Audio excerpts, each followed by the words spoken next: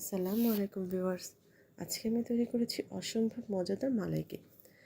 প্রথমেই আমি একটি শুকনো পাত্রে 105 গ্রাম ময়দা, 1 চিমটি লবণ এবং হাফ চা চামচ বেকিং পাউডার নিয়ে খুব ভালোভাবে চেলে নিয়েছি। অপর একটি পাত্রে 3 টেবিল চামচ দুধের সাথে 1 চামচ ভ্যানিলা এসেন্স এবং 2 টেবিল চামচ তেল দিয়ে খুব ভালোভাবে মিক্স করে এক সাইডে রেখে দিলাম। এখন একটি শুকনো বলে আমি রুম টেম্পারেচারে থাকা 3টি ডিম নিয়ে নিয়েছি এবং এই ডিমটি আমি 1 ঘন্টা আগে ফ্রিজ থেকে বের করে নিয়েছি।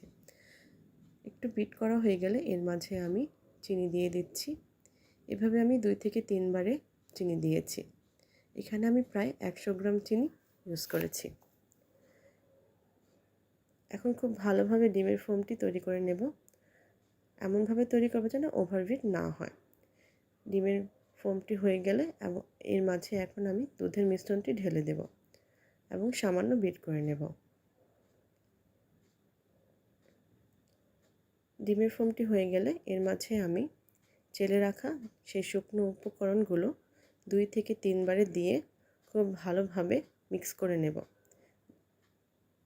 যেন ডিমের ফোমটা নষ্ট না হয় এইভাবে মিক্স করতে হবে। ডিমের ফোমটা নষ্ট হয়ে গেলে কেকটা স্পঞ্জি হবে না এবং ভালো হবে না। তাই খুব ভালোভাবে এবং আলতোভাবে এই মিশ্রণটি তৈরি করতে হবে।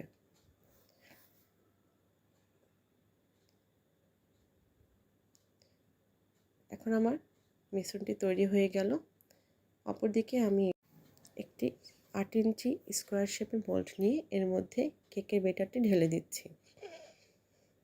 এখন একটি শুকনো কাঠির মাধ্যমে খুব ভালোভাবে কেকের ব্যাটারটি নেড়েচেড়ে দেব যেন এর মাঝে কোনো বাবল থাকলে বের হয়ে যায় এবং 2 থেকে 3 বার ট্যাপ করে নেব। আমি সবসময় চুলায় বেক করে থাকি, তাই চুলায় বসিয়ে দিলাম। অপরদিকে একটি পাত্রে 3 টেবিল চামচ গুঁড়া দুধ ও 1 টেবিল চামচ ঘি দিয়ে খুব ভালোভাবে মিক্স করে মাওয়া তৈরি করে নিলাম। এখন 1.5 লিটার দুধকে হাফ লিটারের মতো জাল করে নিয়েছি এবং এর মাঝে এখন আমি মাওয়ার মিক্সটা দিয়ে নেড়ে চেড়ে নামিয়ে নিব। এটা ঠান্ডা হলে ঘন হয়ে যাবে। এদিকে আমার কেকও বেক হয়ে গেছে।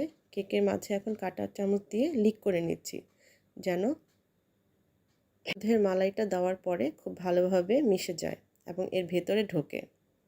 এই মালাইটা হালকা কুসুম গরম থাকতে থাকতেই ঢালতে হবে, তাহলে খুব ভালোভাবে কেকের ভিতরে ঢুকতে পারবে। এখন সামান্য বাদাম কুচি দিয়ে আমি ডেকোরেশন করে নিচ্ছি। আমার রেসিপিটি যদি আপনাদের সবার খুব ভালো লেগে থাকে অবশ্যই লাইক, শেয়ার অ্যান্ড ফলো দিয়ে রাখবেন আমার পেজটাকে।